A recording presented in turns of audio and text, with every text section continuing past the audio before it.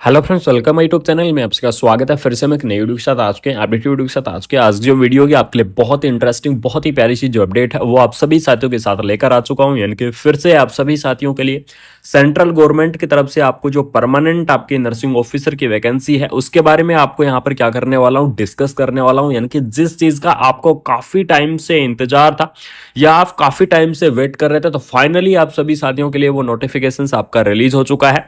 बिल्कुल एक exact date मैंने आपको पहले वीडियो के अंदर बता दिया था कि नोटशट 8 का आपका जो ऑफिशियल नोटिफिकेशन है वो ऑफिशियल नोटिफिकेशन आपका कब जारी होगा। ऐसी जो फुल डिटेल वीडियो है मैंने आपको बहुत पहले बता दी थी कि आपको लगभग इस टाइम पर आपका नोटिफिकेशन जारी होगा और उसी टाइम पर आपका जो नोटिफिकेशन है वो आपका रिलीज कर दिया गया है। आज हम बात करेंगे कि लास्ट डेट क्या रहने वाली है, क्या इसकी एप्लीकेशन फीस रहेगी, किस प्रकार से आपको वैकेंसी को अप्लाई करना है। इन सारी चीजों के बारे में क्या करने वाला हूं इस वीडियो के अंदर मैं डिस्कस करने वाला हूं। बिल्कुल आप सही सुन रहे हैं, एम्स नोटशट 8 का जो ऑफिशियल नोटिफिकेशन है वो आपका ऑफिशियल नोटिफिकेशन यहां पर रिलीज हो चुका है। ठीक है, इसके अंदर यहां पर देख लीजिएगा, आपको कंप्लीटली जानकारी देने वाला हूं इस वैकेंसी से रिलेटेड कि क्या इसके अंदर कुछ चेंज हुए हैं या नहीं हुए हैं। उन सारी चीजों के बारे में क्या करेंगे, डिटेल में यहां पर डिस्कस करेंगे। तो All India Institute of Medical Science New Delhi यानी कि एम्स न्यू दिल्ली की तरफ से nursing officer recruitment common eligible test यानी कि नोटशट 8 का आपका जो नोटिफिकेशन नंबर आपको यहां पर दे दिया गया है। अगर इसकी ऑफिशियल वेबसाइट की अगर मैं यहां पर बात करूं तो इसकी ऑफिशियल वेबसाइट रहेगी www.emsexam.ac.in। क्या है इसकी ऑफिशियल वेबसाइट आपको देखने को मिल जाएगी। ठीक है, आपको एप्लीकेशन फॉर्म के लिए इनवाइटेड कर दिया गया है। अगर मैं नर्सिंग ऑफिसर्स के अंदर सैलरी की सबसे पहले बात करूं तो लेवल 7 के आधार पर आपको जो सैलरी है वो आपको यहां पर प्रोवाइड करवाई जाएगी। यानी कि 4600 ग्रेड पे के आधार पर आपको जो भर्ती है वो आप सभी साथियों को यहां पर देखने को मिल जाएगी। ठीक है, बात करेंगे सबसे इंपॉर्टेंट डेट्स के बारे में कि किस प्रकार से कब से आपको वैकेंसीज को अप्लाई करना होगा, लास्ट डेट इसकी क्या रहेगी। तो the online application can be done through the इसकी जो ऑफिशियल वेबसाइट है यानी कि एप्लीकेशन का जो मोड की अगर मैं बात करूं तो ऑनलाइन मोड रहेगा। इस चीज को ध्यान रखना, एप्लीकेशन का मोड आपका ऑनलाइन रहने वाला है। ऑनलाइन तरीके से ही आपको एप्लीकेशन फॉर्म को यहां पर फिलअप करना होगा। तो इसकी जो ऑफिशियल वेबसाइट है वो ऑफिशियल वेबसाइट देख लीजिएगा, www.emsexam.ac.in। क्या है इसकी ऑफिशियल वेबसाइट है। एप्लीकेशंस फॉर्म भी आपको इसकी इसी ऑफिशियल वेबसाइट से भरे जाएंगे और 24 फरवरी यानी कि 24 फरवरी से आपको जो एप्लीकेशंस फॉर्म की स्टार्टिंग हो चुकी है और लास्ट डेट रहेगी आपकी 17 मार्च यानी कि 17 मार्च तक आप क्या करेंगे इस वैकेंसीज के एप्लीकेशन फॉर्म को फिलअप कर पाएंगे। ठीक है, यानी कि आपके पास यहां पर लगभग 20 डेज का टाइम दे दिया गया है। 24 फरवरी से एप्लीकेशन फॉर्म स्टार्ट होंगे और 17 मार्च पर एंड हो जाएंगे। यानी कि जो क्लोजिंग डेट रहेगी वो रहेगी आपकी 17 मार्च। 17 मार्च तक आप क्या कर सकते हैं, इस वैकेंसीज के एप्लीकेशन फॉर्म को आप यहां पर फिलअप कर सकते हैं। अब बात करेंगे कि कौन कौन कैंडिडेट इस वैकेंसीज के लिए एलिजिबल्स होंगे या फिर किस प्रकार से आपको इस वैकेंसीज को यहां पर अप्लाई करना होगा। तो इसकी एसेंशियल क्वालिफिकेशंस के बारे में डिस्कस कर लेता हूं कि इस भर्ती की एसेंशियल क्वालिफिकेशंस आपकी क्या रहेगी।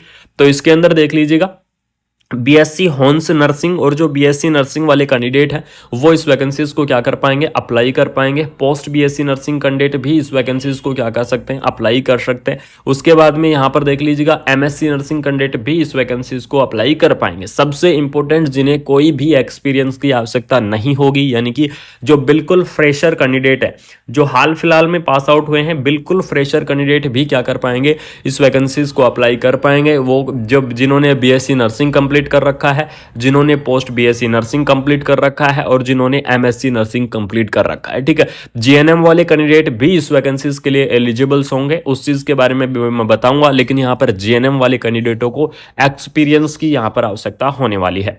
तो इसके अंदर देख लीजिएगा, diploma in the general nursing midwifery यानी कि जो जीएनएम वाले कैंडिडेट है वो भी इस वैकेंसीज को क्या कर सकते हैं, अप्लाई कर सकते हैं। लेकिन वहां पर 2 ईयर का आपको मिनिमम 50 बेडेड हॉस्पिटल का जो एक्सपीरियंस की आवश्यकता आपको होने वाली है। ठीक है, यानी कि कम से कम आपका जो 50 बेड का जो हॉस्पिटल है वो आपका होना चाहिए और 2 ईयर का आपका एक्सपीरियंस यहां पर लागा माना जाएगा। और एक चीज को सबसे इंपॉर्टेंट ध्यान रखना, काफी सारे कैंडिडेट उस चीज के लिए डाउट रहते हैं कि आपका रजिस्ट्रेशन नंबर आ गया, यानी कि जिस दिन आपका रजिस्ट्रेशन नंबर आ चुका है, ठीक है, यूनिवर्सिटी से, उसी दिन से आपका एक्सपीरियंस मान्य होगा, उससे पहले का आपका एक्सपीरियंस मान्य नहीं होगा। इस चीज को आप बिल्कुल एक नोट कर लेना, एक मेंशन कर लेना, क्योंकि काफी सारे कैंडिडेट इस चीज के लिए डाउट रहते हैं। तो नर्सिंग के अंदर अगर आपने क्या कर रखा है, डिग्री कर रखा है, चाहे आपने कोई भी कोर्स किया हो, GNM, BSc, post BSc, MSc, जो भी कोर्स किया हो, लेकिन अगर आपने डिग्री कर रखा है तो आप इस वैकेंसीज के लिए एलिजिबल्स होंगे, इस वैकेंसीज को अप्लाई कर पाएंगे। अगर आपने डिप्लोमा कर रखा है तो भी आप क्या कर सकते हैं, इस भर्ती को यहां पर अप्लाई कर सकते हैं। यानी कि नर्सिंग के अंदर डिग्री और डिप्लोमा वाले जो सभी कैंडिडेट हैं वो इस वैकेंसीज को अप्लाई कर पाएंगे, इस भर्ती को यहां पर आप अप्लाई कर पाएंगे। उसके बाद में बात करेंगे एज लिमिट के बारे में कि इस वैकेंसीज की आपको एज लिमिट क्या रहने वाली है, कौन कौन कैंडिडेट इस वैकेंसीज के लिए एलिजिबल्स होने वाले हैं। तो इसके अंदर आपको जो मिनिमम एज लिमिट है, यहां पर देख लीजिएगा, मिनिमम एज लिमिट आपको 18 ईयर दी गई है और जो मैक्सिमम एज लिमिट है वो आपको 30 ईयर दी गई है। यानी कि 18 से 30 ईयर तक के जो कैंडिडेट हैं वो इस वैकेंसीज को अप्लाई कर सकते हैं, इस भर्ती को अप्लाई कर सकते हैं। लेकिन आप ध्यान रखना, इस एज लिमिट के अलावा आपको एज रिलैक्सेशन भी आपको प्रोवाइड करवाया जाएगा, जो कि आपका गवर्नमेंट रूल के हिसाब से जो एज रिलैक्सेशन होता है वो एज रिलैक्सेशन आपको यहाँ पर दिया जाएगा। ठीक है, यानी कि मैं उस एज रिलैक्सेशन की भी बात करूंगा, अलग अलग कैटेगरी वाइज आपका एज का रिलैक्सेशन होता है। तो सबसे पहले देख लीजिएगा एज के रिलैक्सेशन के बारे में अगर मैं डिस्कस करके आप सभी साथियों को यहां पर बताऊं तो अलग अलग कैटेगरी वाइज आपका रिलैक्सेशन देखने को मिलता है। जैसे कि जो ओबीसी कैटेगरी है, ओबीसी कैटेगरी के लिए आपको यहां पर 3 ईयर का जो रिलैक्सेशन है वो आपको प्रोवाइड करवाया जाएगा। उसके बाद में एससी और एसटी कैटेगरी है, एससी और एसटी कैटेगरी की अगर मैं बात करूं तो 5 ईयर का आपको एज रिलैक्सेशन दिया जाएगा। उसके बाद में सबसे इंपॉर्टेंट जो आपकी पीडब्ल्यूडी कैटेगरी है, पीडब्ल्यूडी कैटेगरी की अगर मैं बात करूं तो इसके लिए आपको 10 ईयर का जो आपका एज का रिलैक्सेशन है ये आपको प्रोवाइड करवाया जाएगा। यानी कि अलग अलग कैटेगरी वाइज आपका ये रिलैक्सेशन ये आपको देखने को मिल जाएगा। लेकिन आप एक चीज का ध्यान रखना, ये आपका रिलैक्सेशन रहेगा आपकी एज लिमिट के अलावा। यानी कि आपको जो 30 ईयर जो मैक्सिमम एज लिमिट दी गई है, तो 30 ईयर जैसे ओबीसी कैटेगरी होगी तो ओबीसी वाले 33 साल तक, पीडब्ल्यूडी वाले 40 साल तक, एससी एसटी वाले 35 यानी कि 35 ईयर तक। इस प्रकार से आप क्या रहेंगे, आपको एज रिलैक्सेशन का बेनिफिट मिलने वाला है और एज रिलैक्सेशन का आपकी ये प्रायोरिटी रहेगी। उसके बाद में बात करेंगे इस वैकेंसीज की एप्लीकेशन फीस आपकी क्या रहेगी।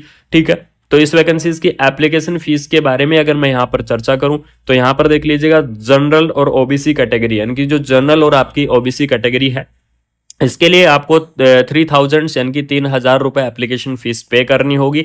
एससी एसटी और जो एडब्ल्यूएस वाले कैंडिडेट हैं उनके लिए 2400 यानी कि 2400 रुपए आपको एप्लीकेशन फीस यहाँ पर पे करनी है। जो डिसेबल कैंडिडेट हैं यानी कि फिजिकल डिसेबिलिटी है वो कैंडिडेटों को यहाँ पर कोई भी एप्लीकेशन फीस नहीं पे करनी है, यानी कि बिना एप्लीकेशन फीस के आप इस भर्ती को अप्लाई कर पाएंगे। बात करेंगे कि द कैंडिडेट कैन पे, यानी कि किस प्रकार से आपको एप्लीकेशन फीस को पे करना होगा। तो यहाँ पर देख लीजिएगा, आप credit card, debit card, net banking, UPI किसी भी माध्यम से आप कर सकते हैं। लेकिन आपको सबसे एक एक्यूरेट यानी कि एकदम सही अगर रूट की अगर मैं बात करूं तो आप डेबिट कार्ड से क्रेडिट करें या फिर क्रेडिट कार्ड से क्रेडिट वो डेबिट करें, क्योंकि यहाँ पर यूपीआई से क्या होता है, काफी बार जो आपका पेमेंट है वो आपका पेंडिंग में चला जाता है। ये मैंने काफी प्रॉब्लम्स फेस की हैं, काफी साथियों ने कॉल भी कमेंट भी किए हैं इस चीज के लिए। तो यूपीआई अगर हो सके तो इग्नोर करना। बाकी अगर मैं बात करूं, अगर साइट अच्छी चलती रही, अगर एक साइट एग्जैक्ट अच्छी चलती रही तो आपका यूपीआई तुरंत हो जाता है, ऐसी कोई बात नहीं है। लेकिन कभी कभार आपका जो इसका जो फीस है या फिर एप्लीकेशन फीस है वो आपकी पेंडिंग में चली जाती है। ठीक है, उसके बाद में यहाँ पर देख लीजिएगा, आपको और भी इंफॉर्मेशन आपको यहाँ पर प्रोवाइड करवाई गई है कि एससी एसटी वालों के लिए सबसे इंपॉर्टेंट अपडेट, यानी कि जो कैंडिडेट 2400 वाली कैटेगरी में आते हैं तो एससी एसटी वाले कैंडिडेटों के लिए यहाँ पर रिफंड हो जाएगी आफ्टर रिजल्ट। यानी कि जैसे ही नोरसेट 8 का रिजल्ट डिक्लेयर होगा तो नोरसेट 8 के रिजल्ट के डिक्लेयर होने के तुरंत बाद में आपका जो रिफंड है वो आपका रिफंड दे दिया जाएगा। एससी एसटी कैटेगरी वालों को आपका रिफंड वापस मिल जाएगा। ठीक है, एप्लीकेशंस एग्जाम डेट मैंने आपको पहले भी बताई थी, जो भी मैंने आपको वीडियो बनाई थी पहले आपको अपडेट दी थी, तो उसके अंदर एग्जाम डेट के बारे में मैंने आपको बिल्कुल फिक्स कर दिया था कि यहाँ पर एग्जाम कब होने वाला है। तो आपका यहाँ पर देख लीजिएगा, नोरसेट का जो प्री एग्जाम होगा वो आपको 12 अप्रैल यानी कि 12 अप्रैल को होगा और नोरसेट का मेन एग्जाम आपको 2 मई को करवाया जाएगा। ठीक है, आपके लिए बहुत ही शानदार सा टाइम देखने को मिल गया कि 12 अप्रैल को आपका प्री होने वाला है और जो मेन एग्जाम होगा वो आपको 2 मई को होगा। ठीक है, और आगे ज़्यादा आपको अप्लाई करना है ऑनलाइन या फिर कोई भी इंफॉर्मेशन लेनी है तो इसकी ऑफिशियल वेबसाइट आप विजिट कर सकते हैं। आपकी इसकी ऑफिशियल वेबसाइट मैंने आपको बता दे रहा है कि www.emsexams.ac.in क्या है, इसकी ऑफिशियल वेबसाइट है।